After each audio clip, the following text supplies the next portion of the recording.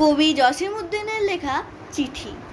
চিঠি পেলুম লাল মোরগের ভোর জাগানোর সুর ভরা, পাখার গায়ে শিশু উষার রঙন হাসি রঙিন করা। চিঠি পেলুম চখাচখির বালু চরের ঝিকিমিকি, ঢেউয়ে ঢেউয়ে বর্ষা শেঠা লিখে গেছে কত কি কি। লিখে গেছে গাংশালিকে গাঙের পাড়ের মোড়ল হতে, জলধারার কলকল ভাসিয়ে আসর উজান শোতে। চিঠি পেলুম কিচিরমিচির বাবুই পাখির বাসার থেকে, ধানের পাতায় তালের পাতায় বুনট করা নকশা এঁকে।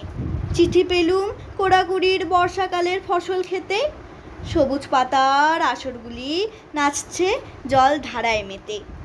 আকাশ জুড়ে মেঘের কাঁদন গুরু গুরু দেয়ার ডাকে, উদাস বাতাস সাঁচড়ে বলে কে যেন বা চাইছে কাকে। ইহার সাথে পেলুম আজি খোকা ভাইয়ের একটি চিঠি।